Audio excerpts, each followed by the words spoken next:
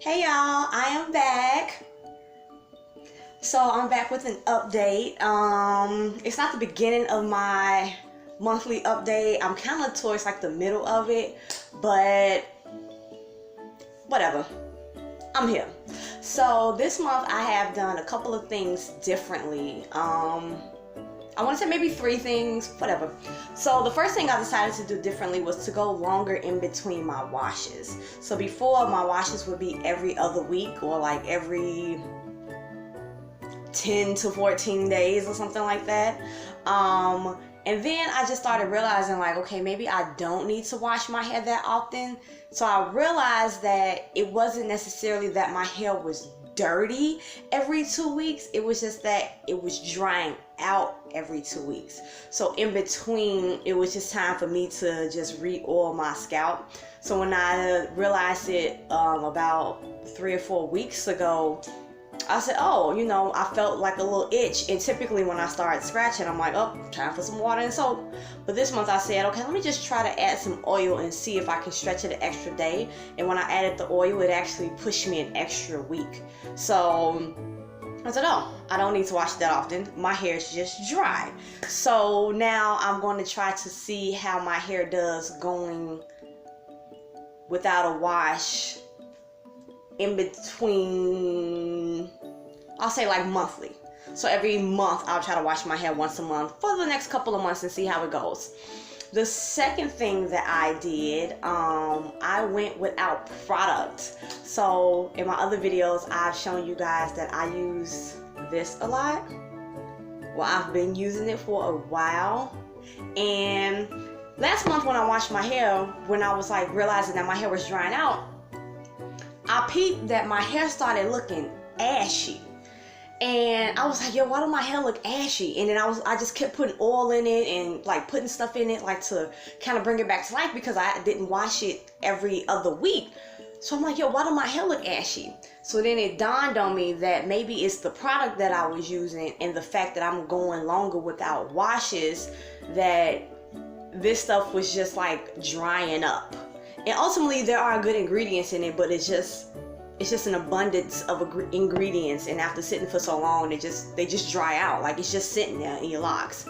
So I wasn't feeling the ashy locks, so I said, you know what, since I'm going to be going longer in between washes, let me try to minimize my pre-made product use and just try to stick with more natural ingredients, which brings me to the third thing that I've been doing differently, and the thing in my thumbnail, which is the use of glycerin. So I bought this glycerin from my hair store. It was $5.99. I've actually had it for a while, and I used it when I was a loose natural, and it was actually pretty dope. So before I just came and like gave y'all my opinion about glycerin, I also wanted to give y'all some facts about glycerin. So we finna break into science class real quick. So what is glycerin? Glycerin is a simple compound that is odorless, colorless, tasteless, and non-toxic. Well, it does have like a sweet taste if you were like trying to eat it or whatever. It's found in the fat lipids, fat pockets of plants and animals, and glycerin is not soluble in water, meaning that it doesn't dissolve in water. It only dissolves when you mix it with other soluble things like oils or shea butters or products. So when I was a loose natural, I actually used to use these two together, and it really, what I noticed about my hair is it made my hair a lot stronger. I didn't have a lot of breakage when I used these two together as a loose natural. But since I am taking this one out of the equation for now, I was rocking with this.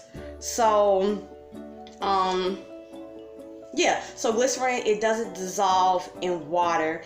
And what it actually does is it's a humectant, meaning that it's like a water magnet. It attracts water, humidity, and moisture to your hair or to your skin. So glycerin can be used in your hair or your skin, either or. And you can get it from plant sources. You can get it from animal fat, or it can be synthetically made. So the one I had is a non-animal one, so it's a vegetable glycerin.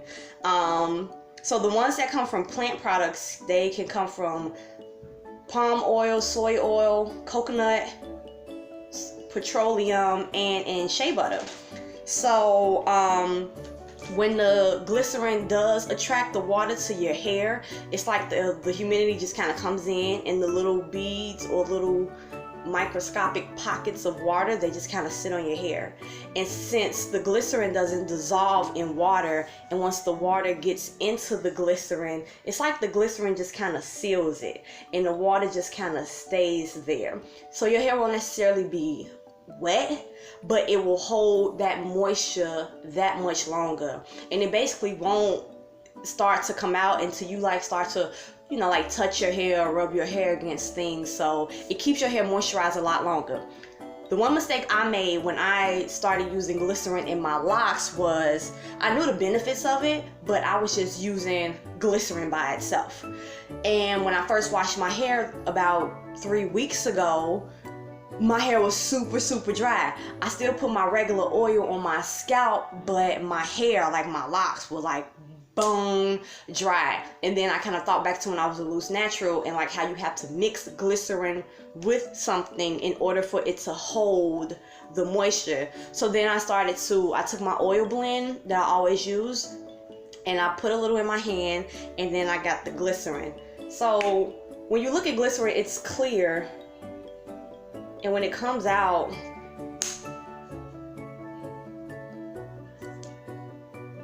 it's like, I don't know if y'all can see that. Here, let me add some more so y'all can see it. I'm finna make a mess, but that's all right. What's new?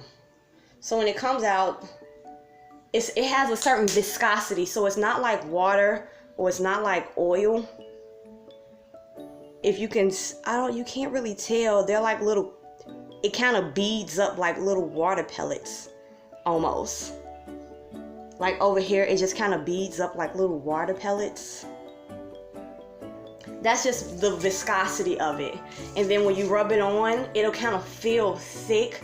That's just because it holds on to things. It's a fatty acid. It's derived from fat. So that's what's new with me. I've been using glycerin, but I've been mixing it with oils. So when I did my wash, I still did my rubber bands, but right now I'm in the process of taking them out. So I left my rubber bands in for this is the 3rd week, so I'm taking them out 3 weeks in. I'll leave them out for another 2 weeks, and that's also when I'm going to take this on my next wash. I'm going to take this rubber band off. I'll post a link to that video to show like all the loose hairs that I had in this lock. It was just crazy. So yeah, so that's my little update, what's been going on with me. That's my biggest thing. I've just been using glycerin. I'm also going to try to incorporate almond oil. So I typically have my spray bottle with water, but since I'm using the glycerin now and I really want to hold on to that moisture in my hair a little bit more, I'm doing some research on almond oil. I've heard a lot of good things about it. I've just never tried it. I've tried coconut oil, and coconut oil is cool, but coconut oil just don't do it for my hair. Like when I put coconut oil in my hair, it's like it just makes my hair shine. It don't really get up in there and make it soft and luscious how you want your hair to feel, all good and stuff. It's not doing it for me. But in a pinch, if I'm feeling dry and I need to pop out real quick, I throw my coconut oil and I'm good to go. So that's it. I'll give y'all a quick little 360. I'm getting some length, y'all. I'm getting some length. So half of them got rubber bands, the back half don't. Here's a quick 360.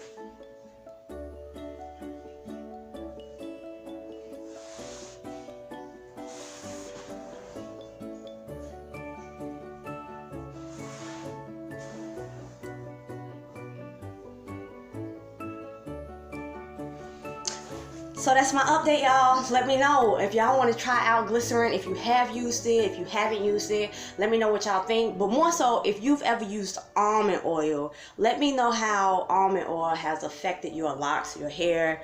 Has it grown? Does it stay moisturized? Like, let me know, y'all. All right, I'll talk to y'all in the next update.